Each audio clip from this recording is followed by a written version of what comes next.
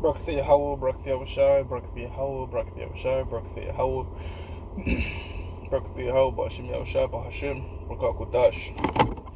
Double honors to the apostles and the elders of Great Millstone True Well. Salutations to the hopeful elect out there. You Akim, Tzadakim, that do this thing in the utmost truth and sincerity. I'm the priest Shimon, and I'm going to entitle this Most Jake is in between a rock and a hard place. You know? But what this brother said? I think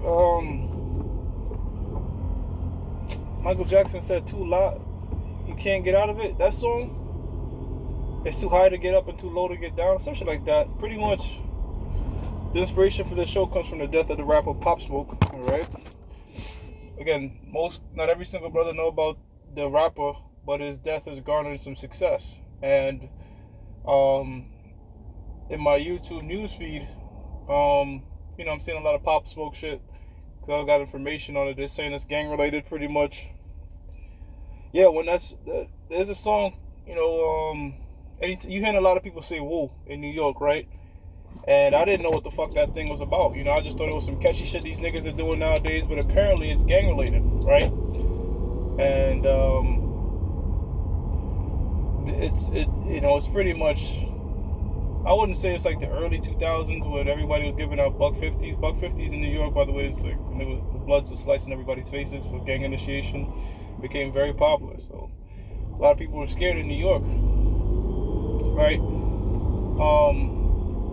So going back to the topic at hand is the violence is going up because now you have what you call the woo, or Pop Smoke and Favi and got a lot of people in New York saying woo and this, that, and shit. I even heard it in his interview. He was like, woo's the only thing popping right now. I didn't understand it. I didn't get any of it. And I was like, okay. I guess, I just thought it was like a movement because I know that, in the gang they talk about Bloods and Crips both being woo. So I just thought that, okay, that was just some shit these niggas are doing now. So I didn't understand it. I'm not in Brooklyn. I'm in the Bronx, right? I didn't understand it. So, but apparently it's woo versus shoe or something to that effect, right? And I don't want to get into the technicalities of it, but it's a resurgence of the gang violence. And I was watching the video and this guy pretty much said the music started pretty much the music that these guys do is something called Brooklyn drill. It's an inspiration of like the UK scene of grime music with a little bit of Chicago drill and just all types of violence, pretty much. You know what I'm saying? Violence and getting niggas rowdy and want to kill. In fact, it's so fucked up that these jakes, when they kill what they call an opposition to your gang, they call it scoring. So if you kill, hypothetically speaking, one of my people, I gotta kill 2, 3, 4, even 5 of yours, so I got more scores. So man, our people got a heavy. This is hell, man. Where niggas is taking life, considering like taking people's life as like a basketball sport or football. Like, you know what I'm saying? One of these rappers even said that. Like, you kill a nigga, it's like a touchdown. And they dance after, in the NFL, you catch a touchdown, you dance after. So they killing each other and dancing after it. Now, what's that gonna do? Alright? Well, gang violence. Remember this, the guy in the video that I was watching on YouTube, he said this beef really started with the music. The music really beefed it up to the point that got these niggas, really rowdy. That was social media. Everybody wants fame. So, the violence is spiking up again, right? The violence is spiking up again. So what's that gonna do? That's gonna cause property to drop, because one time it was very expensive to live in very cheap to live in certain parts of Brooklyn because of the violence and the poverty, right? And that wasn't by coincidence. The so-called Jew, wanted that, all right? They wanted that. They wanted to drop the market value of everything around them with pretty much everywhere where our people dwell, the Negroes, Latinos, and Native Americans. And where you drop property value is you insinuate violence, make it unsafe, make nobody want to live there, right? Put government programs in there, really just drop the market value, right? And you might think this is some type of crazy conspiracy, but who is behind drill music? Who is behind grime and all. Who's behind gangster rap? It's not Jake, man. Jake doesn't make it popular. It's who's controlling the radio play. You spin something enough, which is what real witchcraft is, repetition. You spin something enough, you can manipulate somebody's minds. But who is in control of the spins? You got it. Our enemy, the so-called Jew, Esau, Edom, right? That he's winning both ways. Because one, he's getting you Jakes to kill yourselves, okay? Over nothing. I mean, over a color, just something you don't even really know about. Just, right? It's making it cool to kill one of your brothers. When the scriptures speak about, what I'm saying, you're not supposed to murder anybody. I mean, killing is different than murdering. Murdering is murdering somebody unjustly, and especially one of your own nation, man. Esau has manipulated our people to think that's cool. That's what's popping, right? And if you want to hash it out and talk it out, well, nah, you pussy. You know why they say that? Because most of our people, especially the males, don't have a father figure in the house. So they act on pure emotions, being raised by their moms, aunties, all right? And again, all this was done by designers.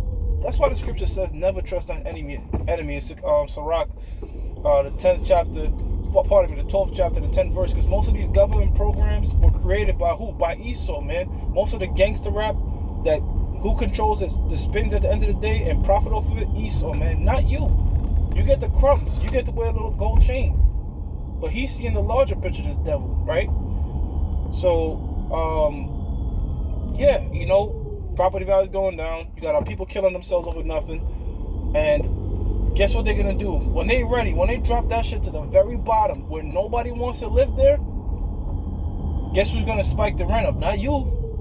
All right, not our people, not you Negroes, Latinos, and Native Americans. No, the so-called Jew is going to come with a bag of money, all right, saying, look, get out of here, take this money now. And our people are going to do what? They're going to take it because they have no choice, no option. And then guess what they do? They flip that particular property at 10, 20-fold, man. And Jake don't know where to go after that, you know what I'm saying? Jake doesn't really know about investing bread or what to, you know what I'm saying? And you've seen that happen in parts of Jersey, parts of Brooklyn. Okay, so that's what I'm saying. The average Jake is between a rock and a hard place, because the average Jake doesn't want to get caught up in the violence or whatever, right? Which most of the people that get caught up in the gang stuff and all that kind of stuff, it happens at a younger age, because that's one that, either you don't have a parent figure or father figure primarily, and acting purely on emotions, and you look for a safe haven in the streets, right? So the youth's minds are easily manipulated, right? They cut in school, all right? But as an example, cut in school doing mischief, right? Getting locked up at early ages and thinking the school to do it, right? The average Jake that doesn't want to do any of that shit, okay, he could get caught in what you call like a straight fire. You know what I'm saying? He's not even getting partaking of that shit. It's not safe for him to go home, all right? So it's like, damn, he want to move out, but he can't because he don't have the money, right? And then guess what? When they finally calm the violence down by putting on, pretty much what they do is they put a lot of police informants. They set up these watchtowers. Not police informant, police enforcement, setting up watchtowers and all these different things to bring the violence down, all right? And when the violence has gone down, then you raise the rent. So the average Jake, now he's safe to walk the street. All right, he's safe to walk the street. The violence has gone down, but now he's noticing Edomites around him. He's like, what the fuck? Okay, these Edomite bitches look good, but what does this mean, right? Till boom, he gets a letter in the mail, and his rent is slowly going the hell up to the point he can't afford it. But guess who can afford him? The Edomites that have moved in, because the cost of living around them is going up. And I know that from experience. When I went to link up these brothers a few years ago in Brooklyn, that same Korean spot in the Bronx, I could get such and such for $5. Forget about it out there in Brooklyn. Everything was super expensive. You know what I'm saying? Everything was super expensive, So it's like, it's hard for Jake to you know what's fucked up about it? A lot of Jakes, they do what? To make a living, they commit crimes, man. And even that's done by design, man. Because for every year an Israelite spends in jail, that's $35,000 they make off you. All right? And petty shit too. All right? Here it is, you could do a white collar crime, rob the system for $400 million, serve 5 years.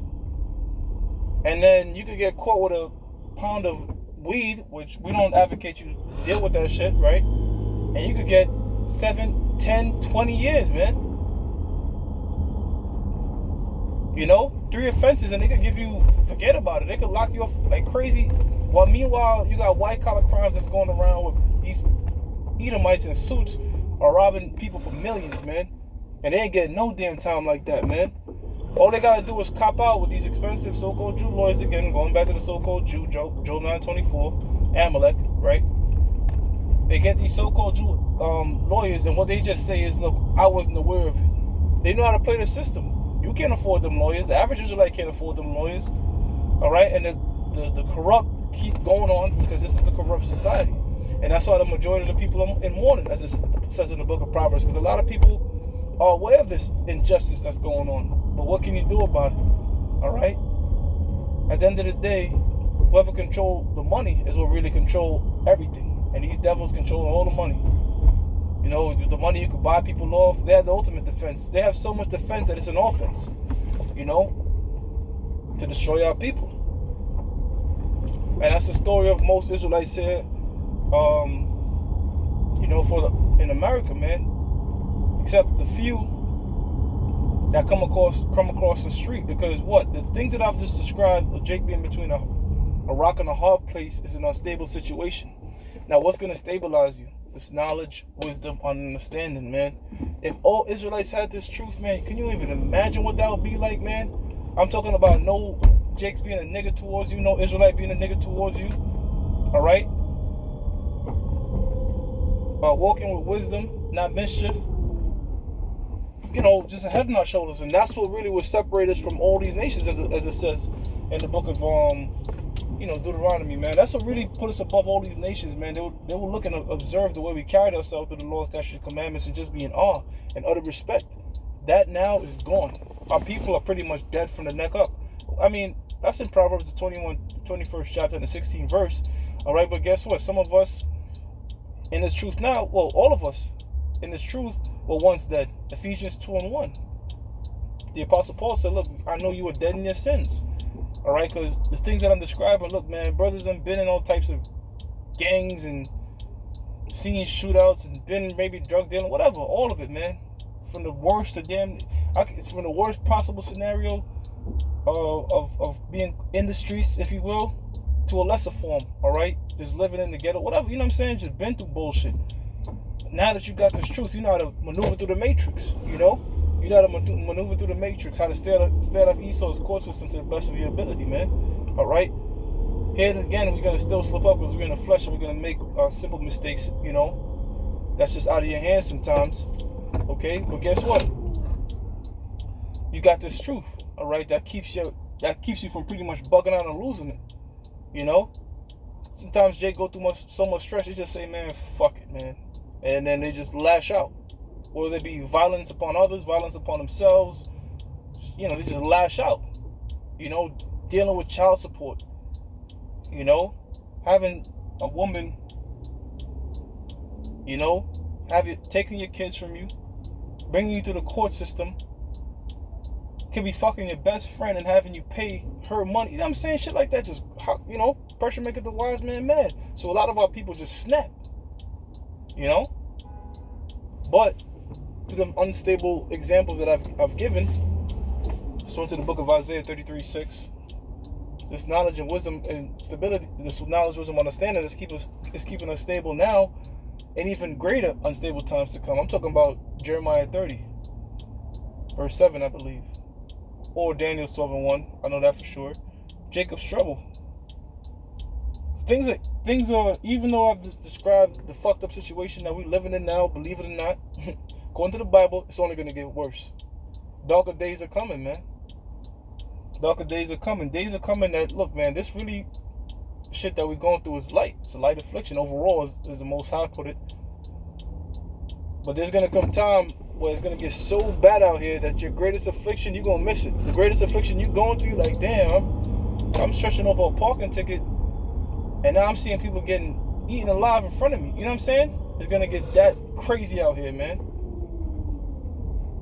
And now one might say, I don't even see that. As the Apostle Tahar said, man, this thing is so hard to believe because it's so far-fetched, right? So one might say, I don't even see that. This, babies being put on skewers, moms eating their daughters.